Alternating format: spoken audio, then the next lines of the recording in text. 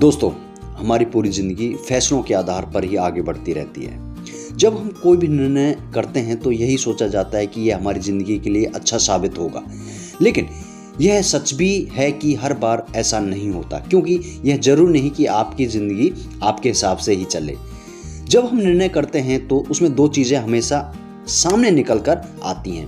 पहली, आपके द्वारा लिया गया फैसला आपकी ज़िंदगी को थोड़े समय के लिए ही प्रभावित करे। जैसे कि घर पर कोई किसी वस्तु की ज़रूरत है और आप बाज़ार गए और आपने फैसला कर लिया कि अभी इस चीज़ की ज़रूरत नहीं है तो मैं इसको नहीं खरीदूंगा। यानी कि आपने एक फ़ैसला किया कि अभी मैं इसे को नहीं खरीदूंगा। यानी कि आपकी ज़िंदगी पर इस फैसले से थोड़े समय के लिए ही प्रभाव पड़ेगा। हो सकता है कि कुछ समय के बाद उस वस्तु को आप खरीद लें, लेकिन माना जाए तो यह फैसला भी छोटा नहीं है, क्योंकि इससे भी हम जल्दी तय नहीं कर पाते। दूसरी बात, आपने अभी स्कूल की पढ़ाई पूरी की है और आपके सामने कई विकल्प खुले होते हैं। यानी कि मैं 12th के बाद ग्रेजुएशन करूं, ITI करूं, डिप्लोमा करूं या फिर कोई डिग्री करूं। या तो ऐसे समय होता है कि जब हम जल्दी से अपना फैसला नहीं कर पाते, परंतु यहाँ आपके पास समय भी बहुत कम होता है और जैसे जैसे समय बीतता चला जाता है आपके पास विकल्प भी कम होते चले जाते हैं। यहाँ पर किया गया फैसला आपकी पूरी जिंदगी को प्रभावित करेगा, आपको एक नई दिशा प्रदान करेगा। यानी कि आपके द्वारा लिया गया फैसला पूरी जिंदगी को उलझाकर भी रख सकता है और सही भी साबित हो सकता है, परंतु इससे भी समय ही तय करेगा। लेकिन आपके निर्णय ने एक लंबे समय के लिए आपके जीवन को प्रभावित कर दिया।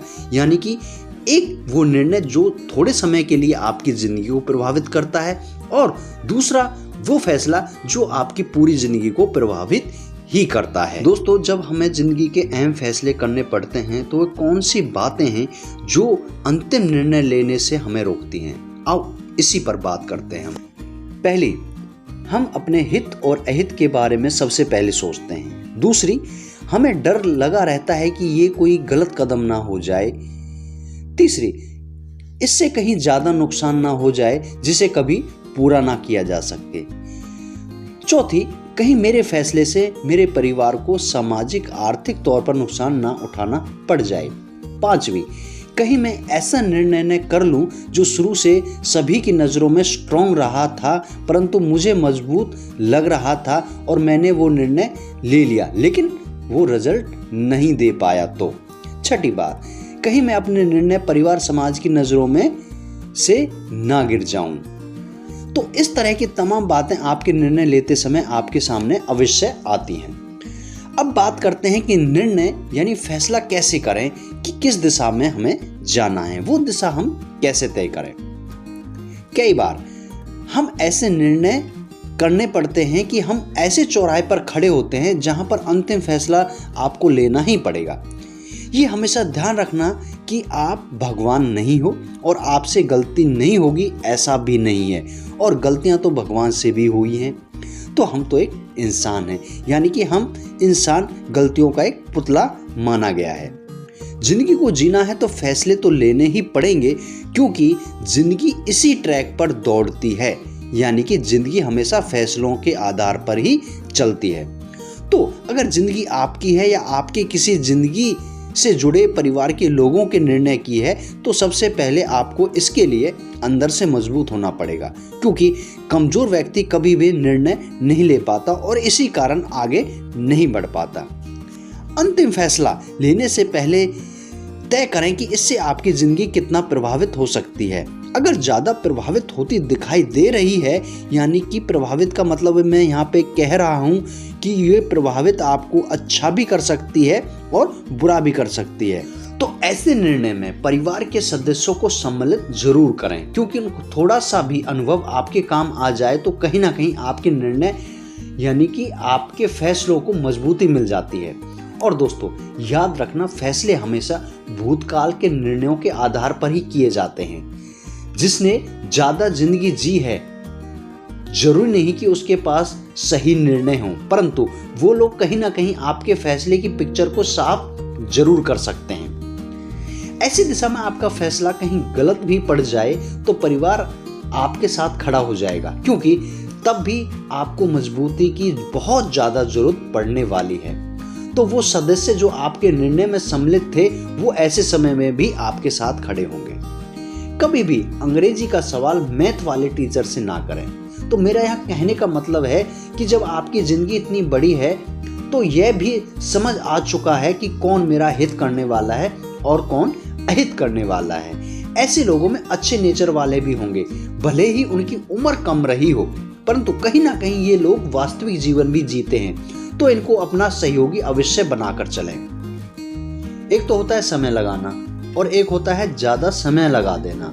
पहले यह जरूर तय कर लें कि जिस विषय पर आप अंतिम फैसला ले रहे हो उसके लिए आपके पास कितना पर्याप्त समय है। उसी पर्याप्त समय में आप हर चीज को कैलकुलेट करें और कोशिश करें कि उस समय में ही हम अपना फैसला ले लें। परंतु ये ज्यादा समय हमारे इरादों को कई बार कमजोर भी कर देता है, तो इरादे कमजोर ना हो इसका भी ख्याल रखना बहुत जरूरी है। ऐसे निर्णय ना लें जो लोगों को प्रभावित कर दें परंतु आपकी जिंदगी को गलत दिशा में मोड़ दें। हर फैसला एक ही क्षण में होता है, भले ही उसके मंथन में आप कितना भी समय लगा लो। बस आपको उसी क्षण के लिए मजबूत बनना है। इसके लिए आप अपने आराध्य को सुमरन जरूर करें जिन्हें भी आप मानते हो। निर्णय लेना एक वजन के समान है जो आपको हमेशा थकाता है। इससे आपके दूसरे काम भी प्रभावित होते हैं या फिर उन कामों से आपको अच्छे रिजल्ट तब तक नहीं मिल पाते जब तक आप किसी एक विषय पर निर्णय नहीं लेकर रखते। ये हमेशा दिमाग में रखना कि आप एक माध्यम हो, यानी कि प्रकृति के सिस्टम का एक हिस्सा हो, पूरा सिस्टम नहीं हो। कई बार माध्यम कमजोर पड़ सकता है परंतु सिस्टम उसे मजबूत कर देता है। बस अपनी इच्छा शक्ति मजबूत बनाए रखिए। आप अपने फैसले के बारे में कितना भी बुरा सोच लो, इतना बुरा कभी नहीं होता। जो भी होता है उसे आप सहन कर सकते हो। बस आपको मजबूत बनकर रहना है, यानी कि मजबूत आपको उस क्षण से लेकर जिस दिन आपने वो निर्णय किया था और उस रिजल्ट तक जब आपको उसके रिजल्ट भी आने लगे, यानी मजबूती पहले दिन से आखिरी दिन तक आपके अंदर बहुत ही जरूरी है होनी। इस दुनिया में विचारों की लड़ाई है। जीतता वही है जिसने अपने विचारों में थोड़ी थोड़ी जगह सभी के लिए बनाए रखी है। इसे ये मत सोचना कि आपके विचार कमजोर हो गए होंगे। हो सकता है कि आपके विचार मजबूत भी हुए हों। दोस्तों, एक समय ऐसा भी हो सकता है कि आप खुद अपने निर्णय से ना खुश हो, परंतु परिवार खुश है तो आपकी खुशी परिवार की खुशी ही होनी चाहिए, क्योंकि हमारा जीवन एक दूसरे से जुड़ा हुआ है।